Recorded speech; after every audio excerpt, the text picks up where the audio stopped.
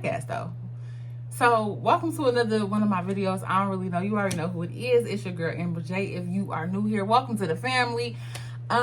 This is basically me trying to be more consistent with YouTube. I typically do not make videos. If I do, it's like once a year type of thing. So this is me showing a little consistency.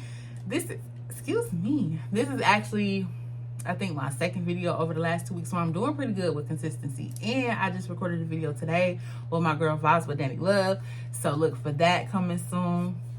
So I'm working on my consistency with YouTube, okay? I will release a podcast episode that is similar to this, so if you listen to my podcast, check that out. If you don't listen to my podcast, what you doing? Check out the Dear World podcast on all of your favorite streaming services: Apple Podcasts, Spotify, Google Podcasts, all them other ones. You know what I'm talking about? So today I want to talk about love languages and just kind of dive into that or whatever. So there are currently 5 love languages. The love languages were developed by Dr. Gary Chapman. If you see me looking over here, it's because I'm looking at my notes. The 5 love languages are words of affirmation, acts of service, receiving gifts, quality time, physical touch.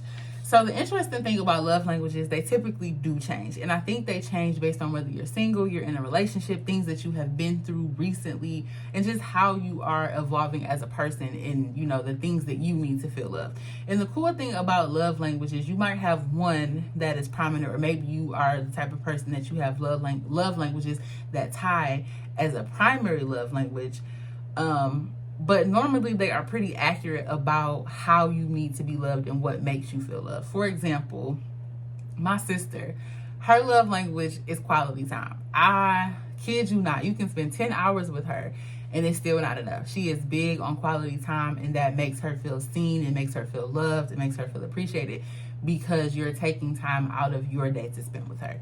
So that I think it's interesting how accurate love languages can actually be. I haven't taken the love language test or quiz recently, so I'm not sure what my current love language is, but I'm gonna take it to find out because I know it does vary and I know it does change. I think in the past, my highest ranking love language was acts of service. Y'all, I've been drinking, and I probably should have waited to make this video, but my face was made up, and I'm like, we're gonna get on here and we're gonna push through it.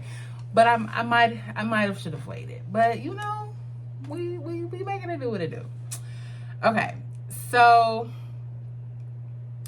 just to kind of go over what every love language means, I'm just gonna read a brief example. Words of affirmation. For individuals with this love language, words hold immense power. They feel loved and appreciated when they hear verbal expressions of affection, praise, compliments, and encouragement, such as, I love you, you mean a lot to me, you are amazing, or you hold great significance in my life. Acts of service. People with this love language feel loved when others take action to help or support them. It's about doing things that ease their burden, such as cooking a meal, completing a chore, running errands. The actions show that the person is cared for and considered in their daily life. Receiving gifts. This love language is about the thought and effort behind physical gifts. It's not about materialism, but rather the symbolism and sentiment behind the gift. People who appreciate receiving gifts feel loved when they receive meaningful presents that show that they are genuinely thought of. Quality time. Quality time involves giving someone your undivided attention. Individuals with this love language value meaningful conversation, shared experiences, and spending time together.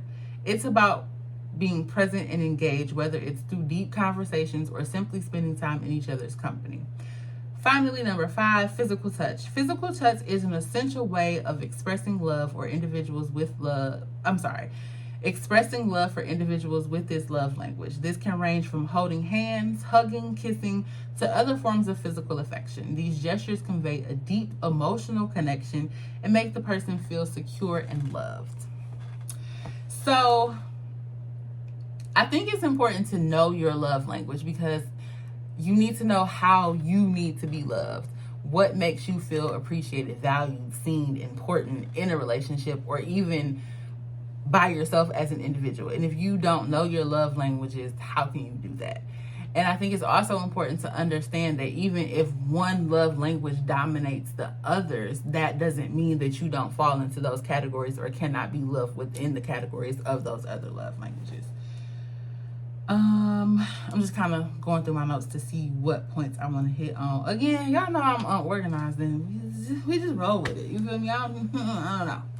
I don't know. I think that, let's see.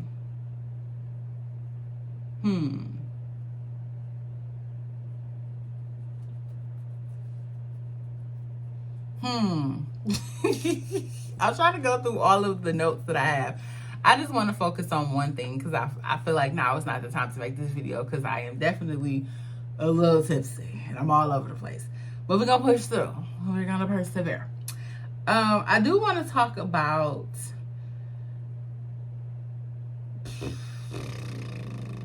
miscommunication and mismatched love languages. So let's talk about the challenges that arise if a person does not know your love language.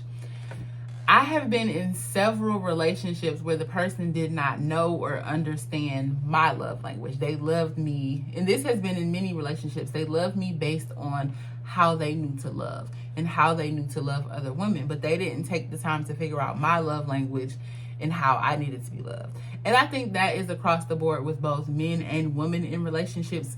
We give love based on how we know to love, how we know how to love, right? We love people through how we want to be loved. So I am a caregiver by nature. I love being nurturing and doing things for people. And in a sense, that's how I want to be loved as well. I want to know that I'm thought about. I want to know that I'm cared about, that I'm loved. So oftentimes it is through acts of service. Show me that you love me. Show me that you care about me. Show me that I'm important to you. Don't just tell me. Quality time, that definitely is important to me, especially uninterrupted quality time. Like, don't be sitting there playing with your phone. Don't be so focused on everything else that you're not paying me attention. So I think those are definitely my two top love languages. And I think it's important when I do get into a relationship that my partner understands that, so that we don't have conflicts of me not feeling loved or me not feeling seen, and vice versa. Like, I want my partner to be loved the way that they need to be loved, the way that they need to feel appreciated, and not just based off my experiences of loving men. Because that, how you love isn't necessarily how the person that you're with needs to be loved. And sometimes I think as people, we think we're doing a good job of being loving and being compassionate and showing that we care when we're really not, because we're not showing up in a way that the person receives love. So I think it's very important to understand love languages in a relationship, and also to love them in your singleness, because oftentimes how you act in your singleness or how you conduct yourself, how you see yourself, those things get transferred when you do enter a relationship. So it's important to establish those things when you are by yourself, so that once you go into a relationship, you know how to properly communicate how you need to be loved, what you need to feel cared about or seen, or whatever the case is.